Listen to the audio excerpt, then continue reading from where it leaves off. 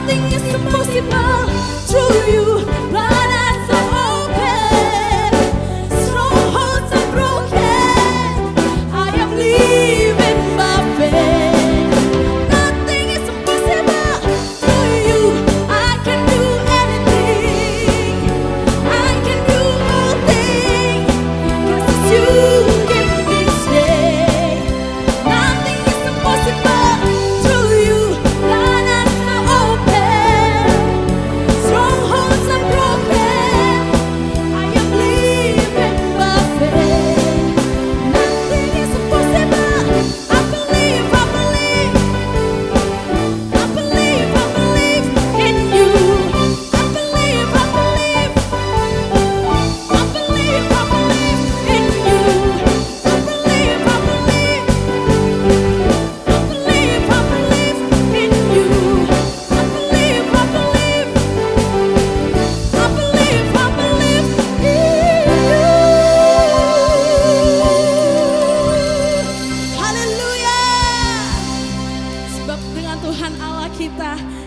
dapat melakukan segala perkara. Amin. Dan mari Alivers, sama-sama kita satukan hati kita. Mari kita sembah Tuhan Allah kita. Dialah Yesus Kristus, satu-satunya harapan kita. Amin.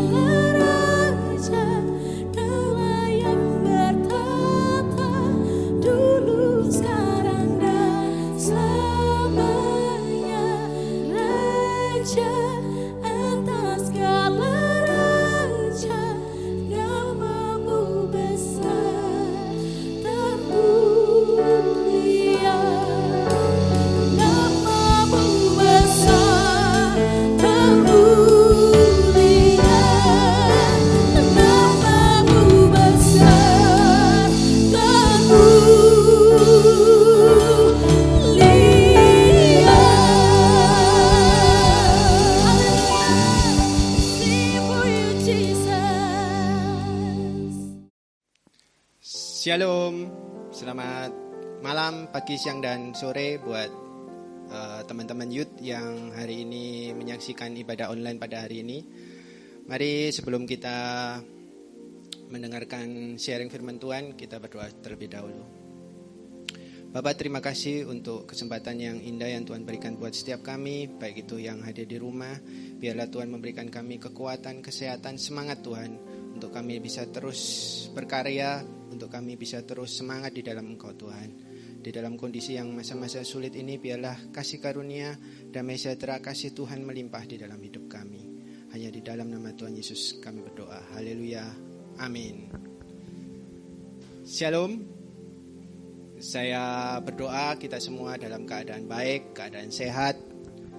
Meskipun hari-hari ini kita mengalami masa-masa yang sulit, tapi saya yakin dan percaya kasih Tuhan terus nyata di dalam kehidupan kita. Hari ini saya akan sharing sederhana mengenai kalau boleh saya kasih judul level up, yaitu mengenai bagaimana kita sebagai anak-anak muda, kita ini bisa bukan hanya bertumbuh, tapi kita bisa juga berbuah. Mari kita baca terlebih dahulu dua ayat dari firman Tuhan di Yohanes 15 ayat 4 dan 5.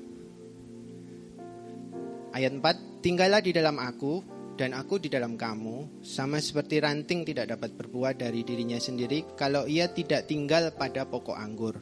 Demikianlah juga kamu tidak berbuah jikalau kamu tidak tinggal di dalam aku, firman Tuhan. Ayat 5, akulah pokok anggur dan kamu ranting-rantingnya. Barang siapa tinggal di dalam aku dan aku di dalam dia, ia berbuah banyak. Sebab di luar aku, kata Tuhan Yesus, kamu tidak dapat berbuat apa-apa. Saya mengibaratkan hidup kita ini seperti tanaman atau tumbuhan. Tentu kita yang punya hobi bertanam, kita akan memulai menanam dari sebuah bibit. Bibit itu akan menjadi akar itu akan menjadi tunas, dan tunas itu ketika kita pelihara, kita rawat, tunas itu akan menjadi sebuah pohon dan ranting-rantingnya. Dan ketika proses terus berjalan, pohon itu akan lama-lama menghasilkan buah, dan buah itu berbuah lebat. Begitu halnya saya ilustrasikan proses tanaman itu dalam kehidupan kita. Kita sebagai anak-anak muda, anak-anak Tuhan, tentu kita mengalami sebuah proses dalam hidup kita. Dulu waktu kecil kita mungkin sekolah dasar, remaja kita sekolah menengah, SMA, kuliah, seperti halnya sekolah. Begitu juga dengan proses kehidupan kita. Kita mulai dari hal-hal yang sederhana, kita bertumbuh, dan akhirnya kita bisa sukses dan berbuah. Untuk mengalami, kenapa sih kok Tuhan mengizinkan setiap kita mengalami sebuah proses? Makanya saya beri tema itu level up, bukan jumping up. Kenapa? Karena kalau jumping up itu kita memperoleh sesuatu itu secara instan, secara cepat. Tetapi kalau kita mengalami sebuah proses atau level up, Tuhan akan membentuk karakter kita di dalam proses hidup kita itu. Nah, tantangannya adalah bagaimana kita bisa melewati proses tersebut. Saya hari ini akan membagikan 3 tips sederhana di dalam kehidupan kita yang terambil dari firman Tuhan. 3 tips itu saya beri nama 3 excellent. Yang pertama adalah tips yang pertama yang bisa kita praktekkan dalam kehidupan kita anak-anak muda adalah time excellent. Mari kita buka ayatnya di Efesus 5 ayat 16. Kita baca sama-sama. Dan pergunakanlah waktu yang ada, karena hari-hari ini adalah hari-hari yang jahat. Kenapa Tuhan mengajarkan kita untuk benar-benar mempergunakan waktu kita sedari muda dengan excellent? Karena ya kita menyadari waktu hidup kita ini begitu cepat. Mungkin sekarang kita menginjak bulan November. Di November 2019 kita tidak akan pernah menyangka tahun 2020 akan berubah sedemikian cepat karena pandemi COVID-19. Ekonomi juga berubah begitu cepat. Sehingga waktu itu terasa begitu cepat, kita sudah berada di penghujung tahun 2020. Kita tidak tahu apa yang akan terjadi di 2021 dan seterusnya. Tapi ayat firman Tuhan hari ini mengajarkan kita harus menggunakan waktu-waktu ini dengan baik, karena hari ini adalah hari yang jahat. Maksudnya apa? Kita hidup di dunia ini tidak terlepas dari semua permasalahan. Bagaimana caranya? Pertanyaannya, bagaimana caranya kita bisa excellent menggunakan waktu kita? Saya mencatat 2 hal dalam pengalaman pandemi COVID-19 ini yang bisa kita pelajari. Yang pertama soal waktu adalah reset. Artinya apa? Reset. Kita menata ulang waktu hidup kita. Saudara, dalam teman-teman youth dalam pandemi COVID-19 ini, kita mungkin lebih banyak waktu untuk mungkin work from home atau belajar di rumah, ataupun mengadakan hari-hari kita tidak bisa keluar bebas. Bukankah ini waktu yang tepat untuk kita bisa mengevaluasi hal-hal krusial di dalam hidup kita? Entah itu sekolah kita, studi kita, mungkin pekerjaan kita, mungkin waktu kita dengan keluarga. Saya melihat kondisi COVID-19 ini banyak perusahaan yang menggunakan waktu ini untuk menata ulang, meriset perusahaannya. Supaya apa? Dengan waktu yang begitu banyak ini kita bisa memperbaiki apa yang menjadi kesalahan kita di masa lalu, dan kita bisa menentukan apa yang menjadi goal kita di masa yang akan datang. Menurut saya riset itu sangat penting, karena dengan menata ulang laku kita bisa duduk diam, duduk tenang untuk bisa mengerti hikmat Tuhan, apa yang akan bisa kita lakukan ke depan. Hal kedua yang saya belajar dari masa pandemi COVID-19 ini adalah bagaimana kita menggunakan waktu dengan excellent. Itu adalah bagaimana kita bisa memanfaatkan momentum. Saudara tahu, memang dalam kondisi sekarang krisis ekonomi yang kita alami, banyak perusahaan-perusahaan mungkin yang jatuh. Banyak orang yang di PHK. Mungkin kita yang masih kuliah juga terpaksa harus belajar dari rumah, melalui online. Cuma saya melihat itu sebuah kesusahan atau krisis.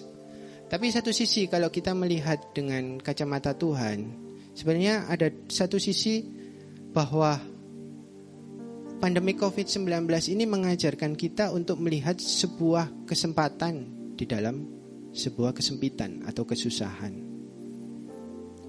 Bapak Gembala kita, Pak Niko, pada awal tahun, akhir tahun kemarin sudah menyampaikan bahwa tahun 2020 ini adalah tahun dimensi yang baru. Dimensi, kalau kita bicara dimensi, kita akan melihat dari 2 time frame waktu atau 2 sudut pandang. Saya ingat betul ada istilah pepatah Tiongkok atau bahasa Chinese dari bahasa Mandarin dari krisis. Itu adalah Weiji. Wei itu terdiri dari 2 suku kata. Wei itu artinya bahaya, Ji itu artinya peluang atau opportunity, kesempatan. Kata-kata itu digabung menjadi sebuah kata yang mengartikan kondisi krisis, yaitu Weiji. Artinya apa?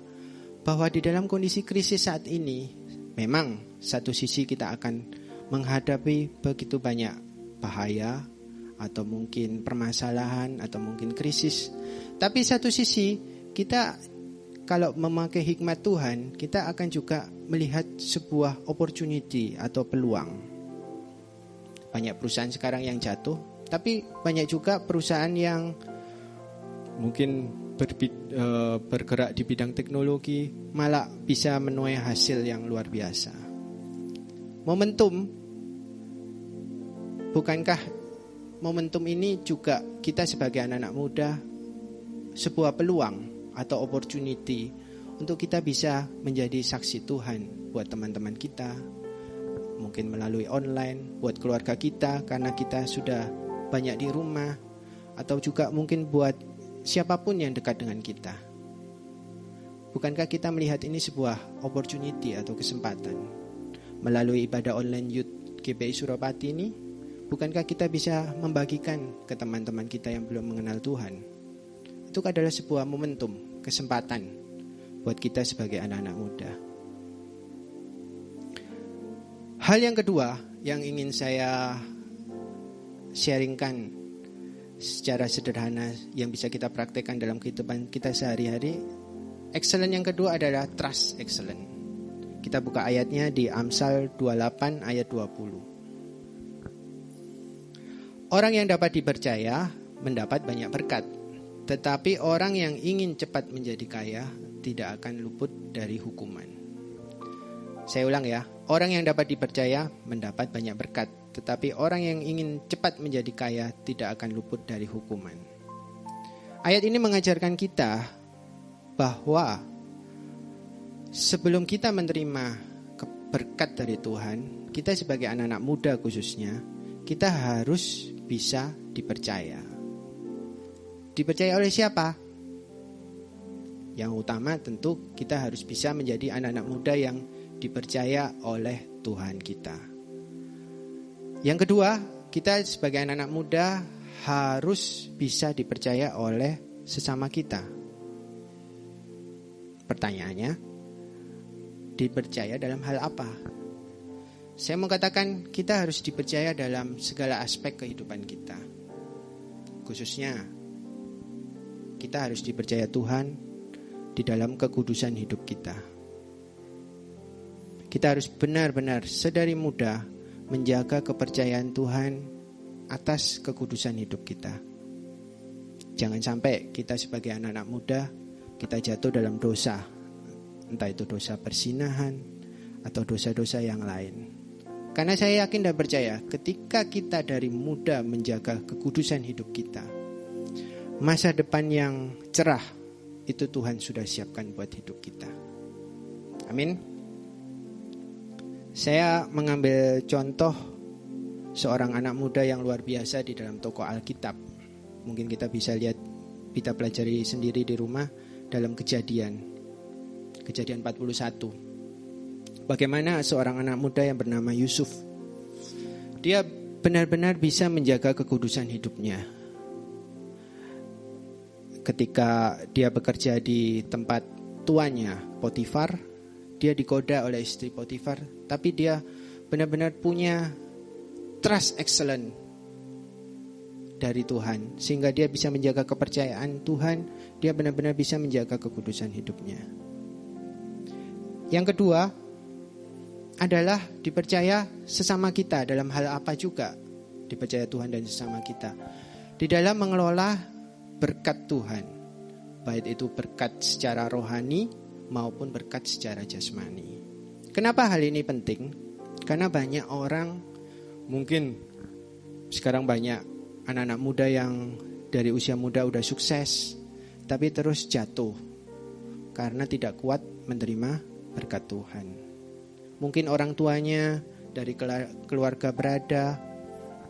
Banyak anak-anak muda yang jatuh dalam dosa karena orang tuanya mempunyai fasilitas, bisa memberikan materi yang luar biasa, tapi si anak muda itu tidak sanggup dipercaya Tuhan maupun orang tuanya di dalam mengelola berkat Tuhan.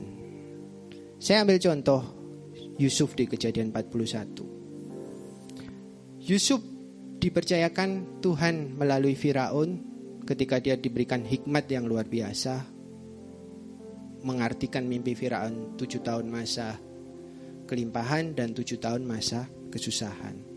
Tapi Yusuf dengan luar biasa, dengan hikmat Tuhan, dia benar-benar menjaga betul kepercayaan yang diberikan oleh Tuhan maupun Firaun. Dia diberikan pada Kejadian 41, dia diberikan jabatan atau kuasa atas seluruh tanah Mesir setelah Firaun. Artinya apa? Firaun mengkuasakan seluruh aset kekayaan Mesir kepada Yusuf untuk dikelola Yusuf selama, bayangkan, di dalam 7 tahun masa kelimpahan. Yusuf, misalkan dia tidak bisa menjaga kepercayaan, mungkin aja dia bisa ibaratnya itu menggunakan kekuasaannya tersebut untuk berkat dari Tuhan disalahgunakan. Tetapi Yusuf punya ketetapan hati yang luar biasa. Akibatnya apa? Ketika Yusuf bisa dipercaya Tuhan maupun Firaun, ketika bangsa Mesir mengalami 7 tahun masa kesulitan, Yusuf bisa menggunakan apa yang sudah dipercayakan Tuhan menyelamatkan bangsa Mesir dari kelaparan. Bahkan bukan hanya itu, dicatat di Kejadian 41, Yusuf bahkan menggunakan hasil bumi yang diterima dari yang dia simpan selama 7 tahun masa kelimpahan itu untuk dijual menjadi berkat bukan hanya di Mesir tapi juga negara-negara lain di luar Mesir. Itu contoh anak muda yang luar biasa yang bisa kita contoh bagaimana Yusuf sedari muda bisa menjaga kepercayaan yang diberikan Tuhan maupun sesamanya.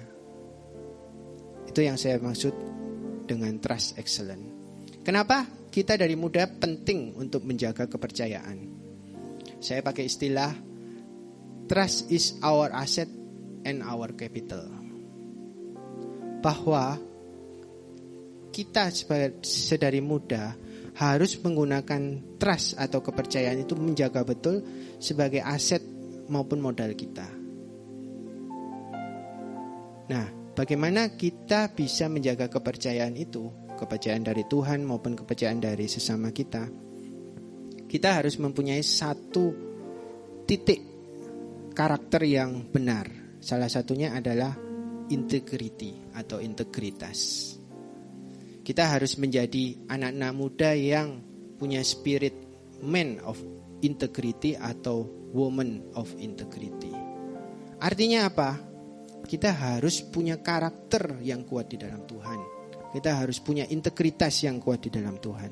Bukankah firman Tuhan bilang kita ini adalah garam dunia dan terang dunia? Bagaimana orang bisa melihat kita kalau kita tidak menjadi terang? Saya mau katakan integritas itu bukanlah sesuatu yang instan. Integritas itu dibentuk dan diproses. Saya ambil contoh ilustrasi seperti ini. Di masa pandemi COVID-19 ini, saya melihat banyak orang yang mulai concern terhadap olahraga. Mereka mulai jogging, lari untuk menjaga ketahanan tubuh mereka masing-masing, bersepeda dan sebagainya. Kenapa mereka melakukan hal seperti itu? Karena mereka ingin membangun sistem imunitas tubuhnya. Jadi dari sini ilustrasi ini bisa kita gambarkan bahwa kesehatan itu bukanlah juga sesuatu yang instan.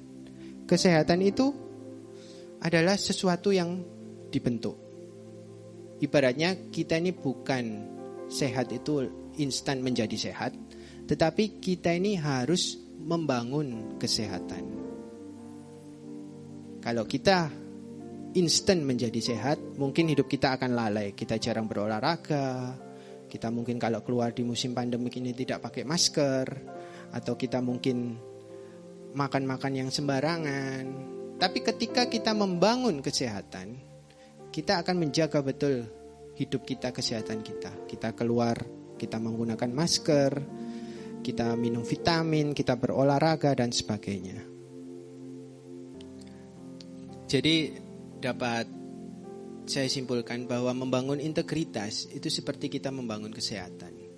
Sedari muda kita harus mempunyai sebuah pemikiran maupun prinsip hidup yang kuat di dalam Tuhan, supaya kita menjadi manusia yang berintegritas. Ketika kita menjadi anak-anak muda yang punya integritas, kita bisa dipercaya orang tua kita bisa dipercaya mungkin sama dosen-dosen atau guru kita bisa dipercaya sama pemimpin rohani kita, ataupun kita dipercaya oleh siapapun juga. Ketika melewati proses waktu, kita menjadi orang yang semakin dewasa, kita akan lebih banyak mendapatkan kepercayaan dan berkat daripada Tuhan. Poin yang terakhir yang mau saya sampaikan, bagaimana tips praktis yang bisa kita praktekkan dalam kehidupan kita sehari-hari supaya kita bagaimana hidup kita ini bisa bertumbuh dan berbuah adalah love excellent. Kita harus excellent dalam kasih. Mari kita buka Matius 22 ayat 37-40. Jawab Yesus kepadanya, "Kasihilah Tuhan Allahmu dengan segenap hatimu dan dengan segenap jiwamu dan dengan segenap akal budimu. Itulah hukum yang terutama dan yang pertama. Dan hukum yang kedua adalah yang sama dengan itu, tulis firman Tuhan, kasihilah sesamamu manusia seperti dirimu sendiri. Pada kedua hukum inilah tergantung seluruh hukum Taurat dan kitab para nabi." Yang terakhir yang dapat saya sharingkan secara sederhana adalah kita sebagai anak-anak muda, kita harus belajar bagaimana kita mempunyai excellent dalam hal kasih.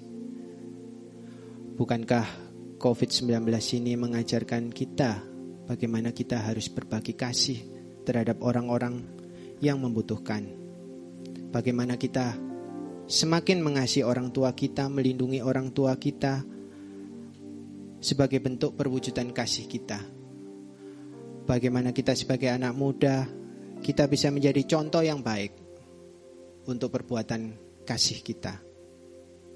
Kenapa kasih itu begitu penting dalam kehidupan kita sebagai orang Nasrani, sebagai anak-anak Tuhan, khususnya kita sebagai anak-anak muda?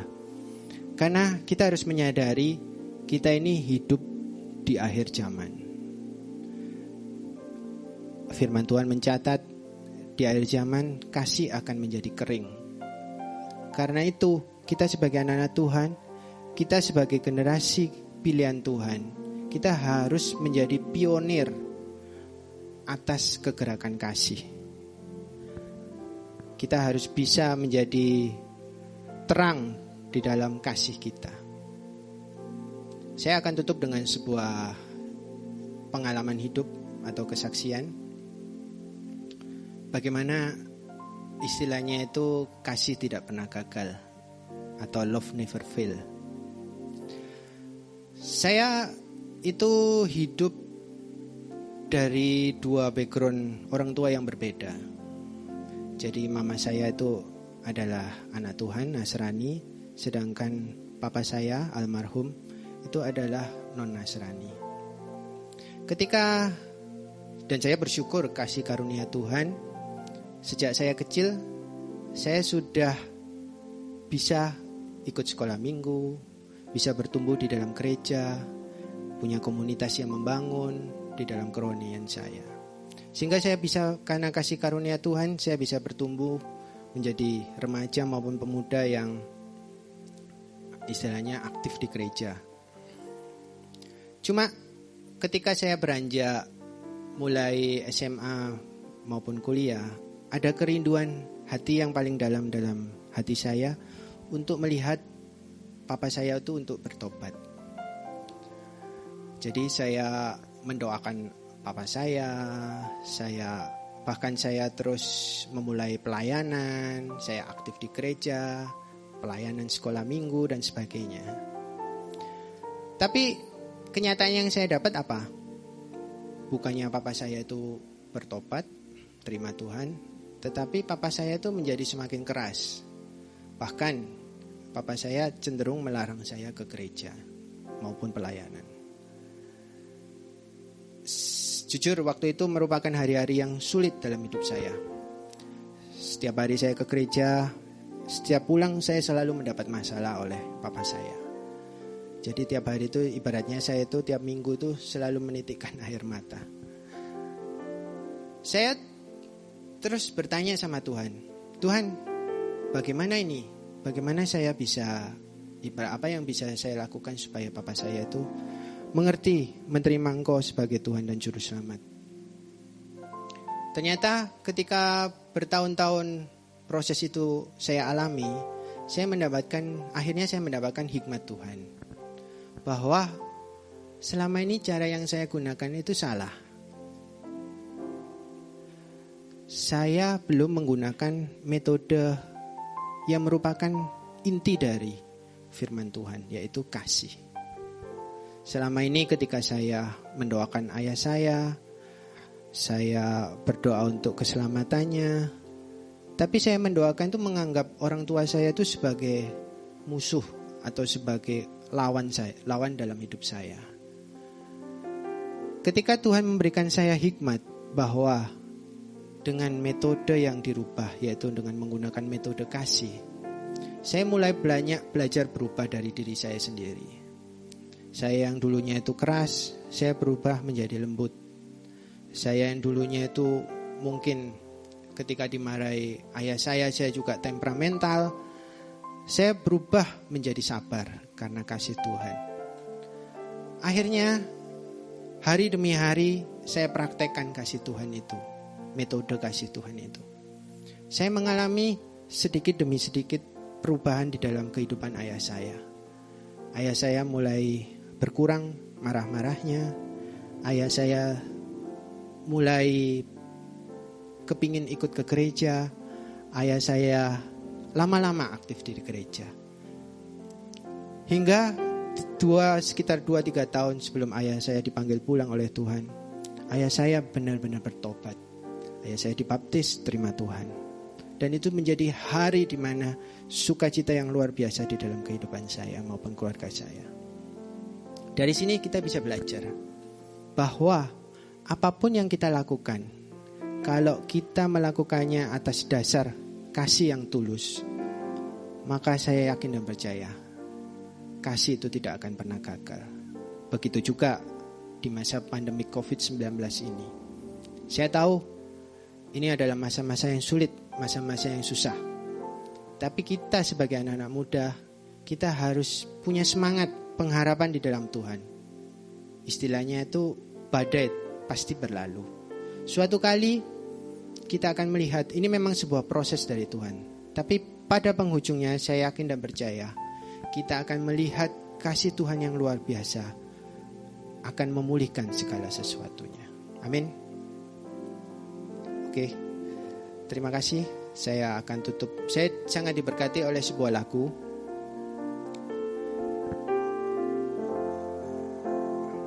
Lagu ini berkata seperti ini.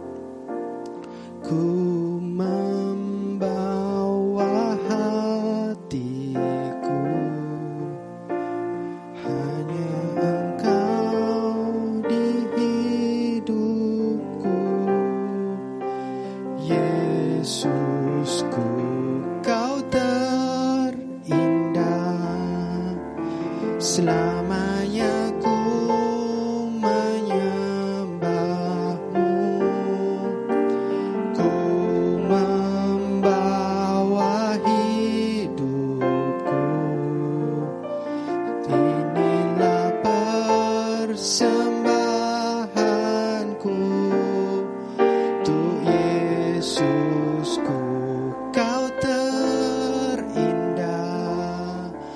selamanya ku menyembahmu,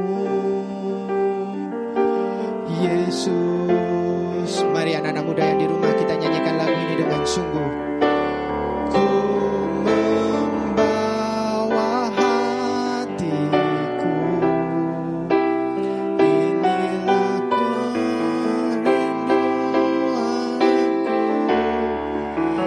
Yesusku, Kau terindah, selamanya ku menyembahmu.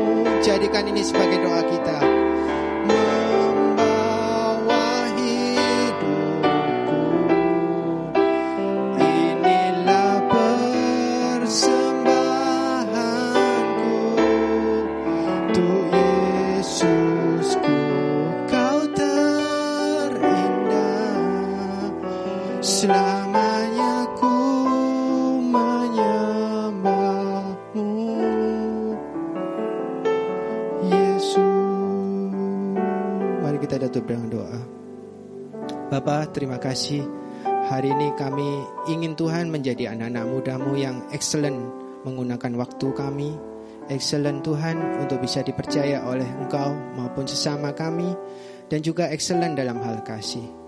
Kami yakin dan percaya Tuhan di masa-masa sulit ini, justru kami semua generasi Yeremia, anak-anak mudamu Tuhan, bisa menjadi berkat Tuhan buat orang di sekeliling kami, bisa menjadi berkat Tuhan buat orang tua kami, bahkan bisa menjadi berkat Tuhan buat gereja kami. Berkati juga Tuhan setiap anak-anak muda yang mengikuti kebaktian pada hari ini Tuhan. Biarlah firman yang Tuhan tabur pada hari ini tidaklah kembali dengan sia-sia, tetapi mengakar, bertumbuh, berbuah di dalam kehidupan kami. Sehingga kita semua menjadi anak-anak Tuhan yang berhasil mempunyai karakter yang kuat di dalam Engkau.